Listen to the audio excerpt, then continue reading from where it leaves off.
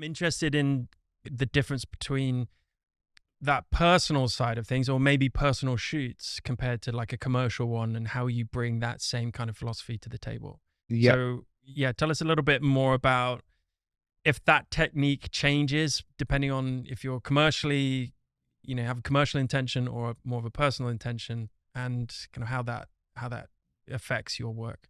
Yeah. So it's a good question, because obviously a commercial can be quite, black and white. They just need the product or a really good photo of the product. So that's where I think for me to enjoy those type of shoots, that's my mission on that day, is to get that little bit of emotion in that photo holding the thing, or the clothes they're wearing. Like, how can I bring that model's personality into this photo?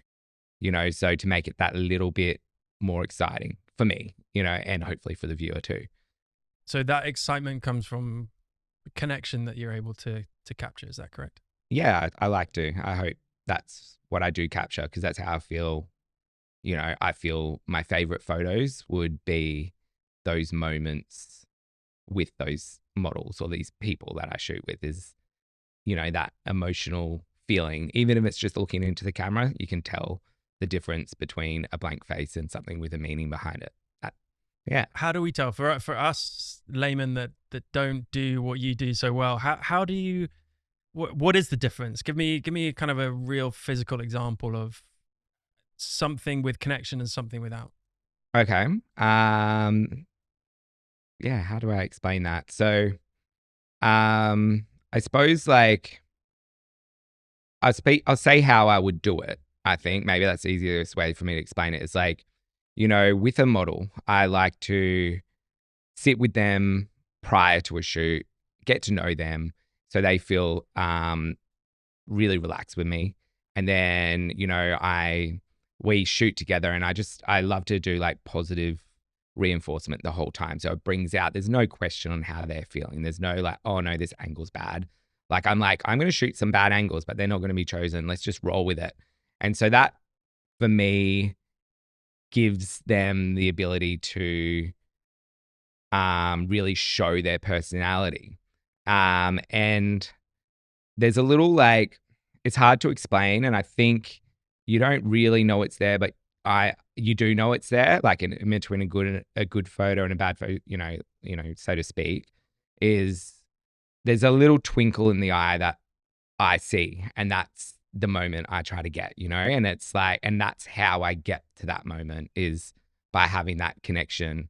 And, it's kind of like a dance with the model and with myself, because it's just this like bounce forward, and then that photo just has this twinkle in the eye. It's really hard to explain, but it's I don't know if you've seen it, but there are some photos out there that are just pretty black and white. You don't feel anything, but they're probably doing the same pose, but there is a twinkle in the eye. I don't know. It's hard to explain. Yeah, I think what you've touched on there about almost the pre-production side of it, right? Yeah. Making sure you factor in some time with these people, even if it's a commercial fashion shoot, right? And these Yeah. models do it day in, day out. Exactly. You still got to be able to like relate to them and connect with them. Yeah, exactly.